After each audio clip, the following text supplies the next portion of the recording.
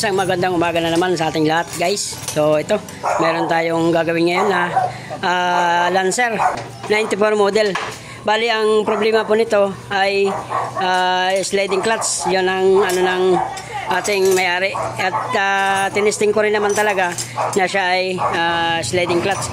So ito ang ating, ang problema niya pag segunda hirap na rin tumakbo, tapos tercera, kwarta talagang wala na. Primera na lang bali ang ano niya, pinaka takbo, pero alanganin pa. So yung mga ganyan, guys, ang tendency niyan pagka ganyan na sliding, magkukos ng overheat yan, kasi syempre magpipedal tayo, mag-accelerate tayo ng accelerator.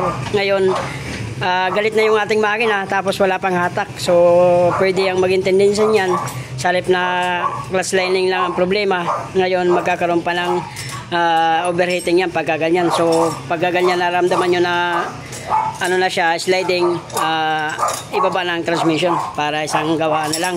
So ayan, guys, yung ating gagawin ngayon. Bali ito, magbabakbak tayo rito. Yan, tapos yung ating transmission, and then yung ating gulong, guys, tanggal yan, yung dalawang harapan. Bali babagbakin lahat natin yan. Bali ito ang ibababa natin dyan, sa mga hindi nakakalam sa ganitong ano po, transmission po ang ating titirahin. Luwagan mo ng gulong din. Yan, guys, so videoan ko na lang to, guys, pagka ito ay nabakbak na natin, kasi may mga video na rin ako pagdating sa mga ganitong sasakyan o mga truck. Ganoon, guys. So baba na natin, umpisa natin magkalas. A few moments later. Yan, guys, natanggal na natin yung ating transmission. Naibaba na natin. Ngayon, diyan natin malalaman yan kung, sige, tagal mo. Diyan natin malalaman yung clutch lining. Yan. Bali ito, guys, ay 94 model, pero napakaganda pa ng kanyang body. Ganda pa ng body niya. Lalong lalo na sa ating cross member, yun ang madalas na palatandaan kung sariwa pa yung ating makina. Kasi madalas yan, guys, pagkaganyan ang cross member, ang kinakapitan ng tornilyohan na yun, madalas nababali. Una puputol yung ating D7 na bolt. Pero ito talaga napakasariwa pa ng kanyang kaha. Meron lang konting mga leaking, pero normal lang yan. Ngayon, gagawin natin dyan ay gagawin na rin natin yung mga sludge na yan, mga leak. Ayan yan, steering pump. Yan, ginawa na ng paraan, pero dapat hindi ganyan. Ito pala, guys, eh, nabili niya na ng ilang ano lang, bali third owner siya rito sa kotse na ito, 94 model. Pero wasare pa siya. Yan, manufacturer. Yan yung kanyang chassis. Napakasariwa pa talaga nito, guys. Bihira ka lang makakuha ng ganitong 94 model na ganitong tsura. Yan, tinaw mo naman yung hood nya, hindi pa nakupi. Ito kadalasan itong mga hood nito dito na puputol. Yan, nadadali yan dyan pag mga hindi ganitong model na. Pero ito wala pa siyang bali.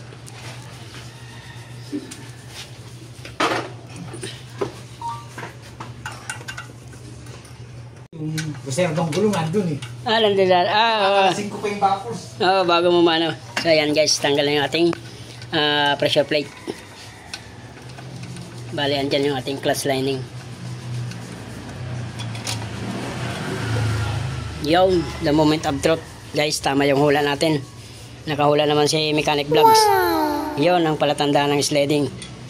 So ngayon, yan, guys, ang sliding yan, labas ang rivets, tapos kabilaan. Ngayon titingnan natin pagdating sa ating pressure plate. Ayun lang, ibig sabihin to, guys, matagal na itong sliding. Ito ang palatandaan yan kung ba't masasabi nating matagal na. Kasi yan, guys, ito, yung uka na yan, yan po yung clutch lining, ay rivets. Yan po yung dinaanan ng rivets. Ito, yan. Palit yan, guys, mga ganyan. Depende. Pero ito, mababaw pa naman siya. Pero talaga sa mga masisilan, palit yan, mga kasa. pag dinala mo sa mga talyer yan, palit talaga yan. Pero ito hindi naman magalit, ipasok ang kambyo. Sliding lang. So yun guys, bali okay tayo dito sa pressure plate. Pero kung sa iba yan, palit na yan sa ibang kasa yan. Pero sa atin, tayo walang budget at hindi naman basta-basta nasisira to. Hindi lang nagapan dahil lang dito. Kaya nasira yung pressure plate. Walang tama yung ating flywheel. So goods yan. May lalabas ba dyan? Lalabas natin. Oo, dyan sa kabila. Okay po. Kaya? Kaya? Hindi kaya? Kung hindi, wag na. Ay release bearing. Dito. Para malinis na rin natin. Yan guys. Check tayo sa ating release bearing. Pag ito yon, ang ganyan guys, palit na rin yan. Pag ganyan kayong marinig. Kasi pag hindi natin pinalitan yan, tapos napalit tayo ng clutch lining, ngayon ito naman ang susunod, di nagbaba ka rin yan, di palitan na natin yan. Long nose pa yung ako. Mura lang naman to. Bali ito lang ang papalitan mo, tapos yun, ito medyo may kamahalan yan, ipas muna tayo dyan. Pa yung long nose. Hindi, ano ba? Okay pa naman ba? Mababaw pa lang. Okay pa yan, wala pa yan. Walang problema. Walang galos eh. Yan ang mahal kasi dyan, yung pressure plate niya. Parang hindi man lang bumaon ano. Yan. Ito, guys, yan. Ano yan, parang release. So, palit yan. Tapos yan. So, yun lang guys, ang ating papalitan. Tapos, lilinisin na natin yan. And then, ibabalik natin ulit yan. Pagkatapos, mabila ng piyesa. Okay. Tapos, WD-40. Para bil pa. Okay. Ayan na guys, yung ating piyesa. Bali, ito yung ating release bearing. Ito yung ating lining. So ayan, bagong-bago yan. Guys, pati ito. Ito yung mga dati. Mga luma. Bali, yan na yung ating clutch lining. Hindi, kasi okay pa naman to. Wala pa naman siyang problema. Bali yan, bago na ang ating mga pyesa. Release bearing, bago. Siyempre, dahil mong grasa to. Sa gilid, sa loob. Dito lang siya. Yan, bali, sasalpak na natin. Dito yan, guys. Yun. Yung mga binigay ko sa'yo, yan, yung tama yan. Ako magsisiting. Ipasok, i-thread mo lang. Yan.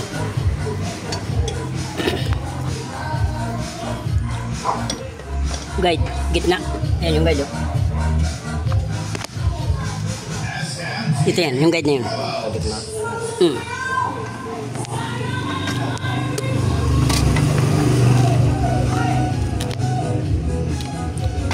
Kailangan guys, sentro yan. Oops. Kasi pag hindi sentro yan, mahirapan tayong pasok ng transmission. Lagay mo muna lang.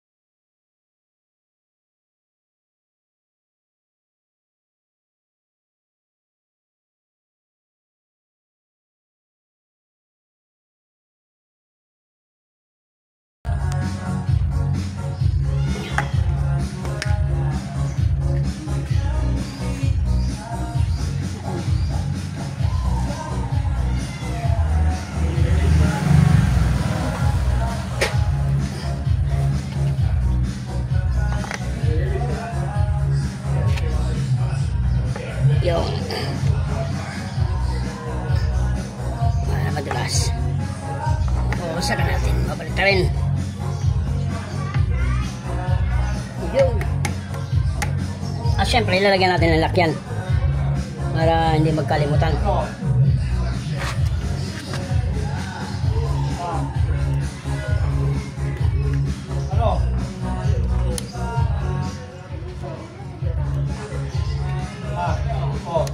Yun.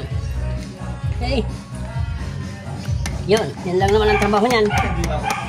Okay. Pumunta lang ako ngayon ng umaga. Ngayon, hindi na ako bumalik. Tapos lalagyan tayo ng lagyan natin ng grasa yan guys. Para pag pinasok, meron na siyang laman. Ano? Ano? Yan.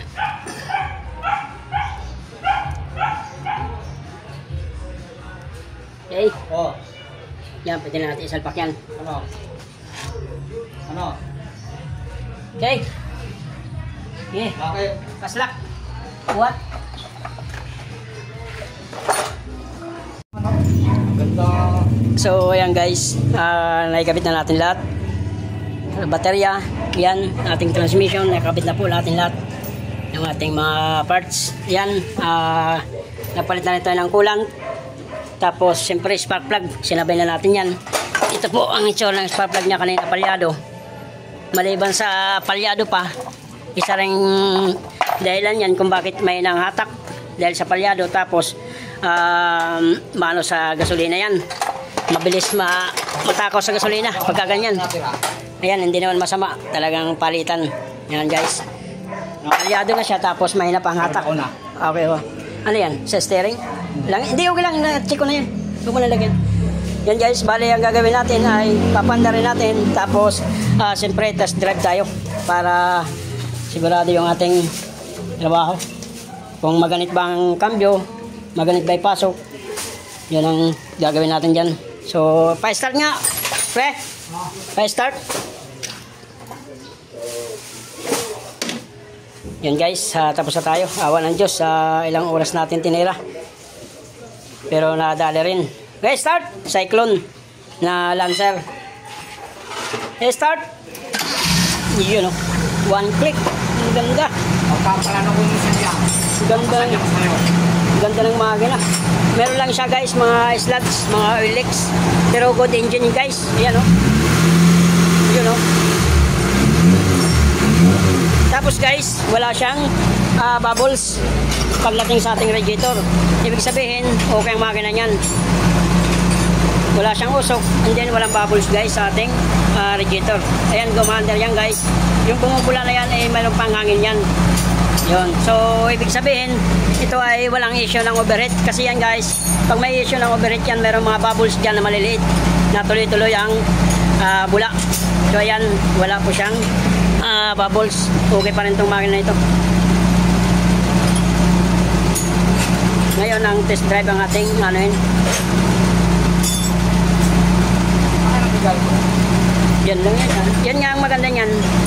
Pag naano natin yan, ano natin ang pang ano, yung salangis, yung mga tagas, decreaser, para malaman natin kung may tagas. Kasi sabi niya, may tagas para dito yan sa steering pump. Yun ang ano natin dyan. So, sunod na gagawin. Tapos guys, sabi ko sa kanya, mayroon pang kalansing ang kanyang rocker arm.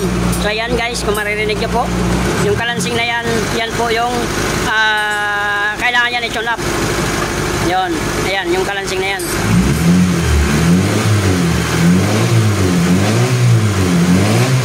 Yun. Kumanda pa yung andar niya. Yun, walang kanginig-ginig oh. Kanina, palyado yan guys, bago ko gaba yung transmission, nanginginig po yung makina natin. Yun na ang napansin natin na spark plug. So, road test tayo, pare. Yun, si Sir Anjo. Siya ay katrabaho ko dati sa Transbayo. Ngayon, nagkaroon siya ng sasakyan. Yan pa, tanggal ang motor.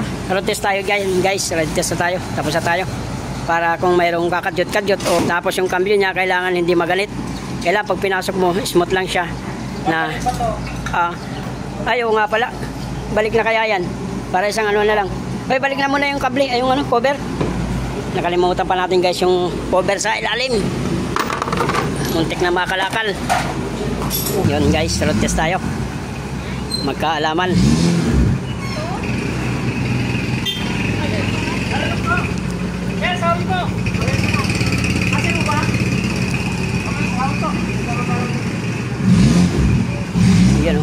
dumadaan pa. Ibig sabihin okay guys ang lining natin. Yeah. Thank you. Yun. Test drive. Shifting. Kailangan smooth. Walang sabit. Ang ganda pa ng mga kainan. Yung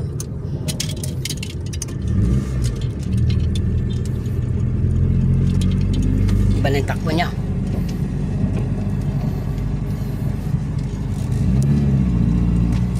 Yan ang gantong buong Hinahanap mo. Tangin eh. Ito guys ang kagandahan yung mga ganitong Oo, no? aircon malamig. Yan guys 94 model. 99? 94. 94. Pero tingnan mo naman guys ang ano niya. Ang aircon niya lamig pa rin. Biyahe ng Tagaytay ito dahil hindi ako kumpensado eh. Sabi ko may problema pa to eh. Yun. Pwede sa long distance eh. Sakto tama lang ba yung clutch?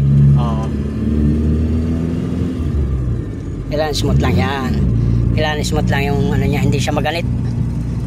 Yan, anong kalsada to? Marik. Dito tayo ngayon sa Marik Ortigas Vice. na ilabas. Yan, Bali Ortigas. Dito tayo ngayon sa Ortigas guys. Nag-service tayo. Magpapagawa. Ngayon guys, pagkatapos ito, meron pa akong gagawin na L300 sa Pasig naman, sa may simbahan. Kainta na ba to? Oo, kahit tayo ng junction o yung stoplight. Ayun. Ito, Big R Robinson. Ito yung sinasabing ano, Big R. Oo, Big R Robinson. Yan guys, bali okay na naman kondisyon. So yun guys, bali na road test na natin yan. Ayan, napaka kondisyon pa ng kotse na to. Bali guys, ang pinalitan natin, clutch lining, release bearing. Bali yun guys, ang mga pinalitan natin, dalawang item lang. Ngayon yung pressure plate, medyo may kamahalan, hindi mo na natin pinalitan. Atras. Pressure plate, clutch lining at saka release bearing lang pinalitan natin dyan guys. So naging okay naman siya, okay naman takbo. So yun, hanggang dito lang aking video guys. Maraming salamat po sa panonood. Bye bye, thank you. Yun yung aking naging partner ngayon, call center pero nagmimikaniko. Saan ka pa?